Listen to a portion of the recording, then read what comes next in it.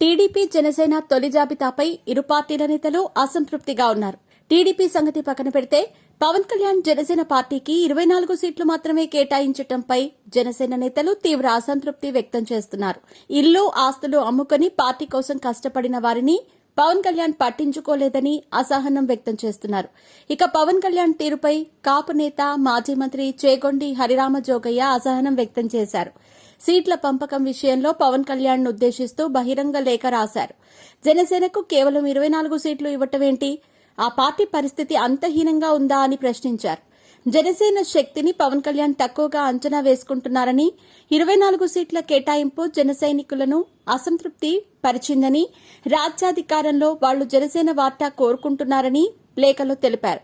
జనసేన సైనికులు సంతృప్తి పడేలా సీట్ల పంపకం ఉందా? పొత్తు ధర్మం ప్రకారం సీట్ల కేటాయింపు జరగలేదు. ఒకరు ఇవ్వటం, మరొకరు దేహి అని పుచ్చుకోవటం పొత్తు ధర్మం అనిపించుకోదు. జనసేన పరిస్థితి అంత దయనీయంగా ఉందా అని ప్రశ్నించారు. 118 సీట్లలో కమ్మవారి 24 సీట్లు, కాపులకు 15 సీట్లు, బీసీలకు 25 సీట్లు, రెడ్లకు 17 సీట్లు ఇచ్చారని, ఏ ప్రాతిపదికన ఈ సీట్ల పంపకం జరిగిందని ప్రశ్నించారు.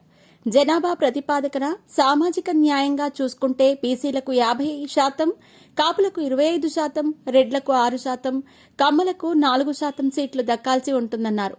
మరి అన్ని కులాలకు జనాభా ప్రాతిపదికన సీట్ల పంపకం జరిగిందా అని ప్రశ్నించారు. అలాగే సీట్లు పంపకంలో జనసేనకు కేటాయించిన 24 అసెంబ్లీ, 3 పార్లమెంట్ సీట్లు జన సైనికులు సంతృప్తి మీద జరిగాయా అని హరిరామ జోగయ్య లేఖలో ప్రశ్నించారు. అయినా ఒకరు ఇవ్వటం, మరొకరు దేహి అంటూ పుచ్చుకోవటం పొత్తు ధర్మం అనిపించుకుంటుందా అని హరిరామ జోగయ్య లేఖలో ప్రశ్నించారు. జనసేన చేయి చాచి తీసుకోవటం ఏంటి అని ఘాటుగా విమర్శించారు. జనసేనకి 24 సీట్లకు మించి నెగ్గగల స్తోమత లేదా? ఆ పార్టీ అంతహీనంగా ఉందా అని ప్రశ్నించారు. ఈ పంపకం కూడా రాష్ట్ర ప్రయోజనాలకు మాత్రమే పవన్ కళ్యాణ్ చెప్పగలరా అని ప్రశ్నించారు. జనసేనకు 50 నుంచి 60 సీట్లు దక్కవలసింది. ఆర్థికంగా, సామాజికంగా బలమైన నేతలను కూడా గుర్తించినట్టు అని చెప్పుకొచ్చారు. ఆయా నియోజకవర్గాల్లో వివిధ కులాలకు సంబంధించి బలమైన అభ్యర్థుల పేర్లను కూడా ప్రకటించడం జరిగిందని హరిరామ జోగయ్య లేఖలో అన్నారు.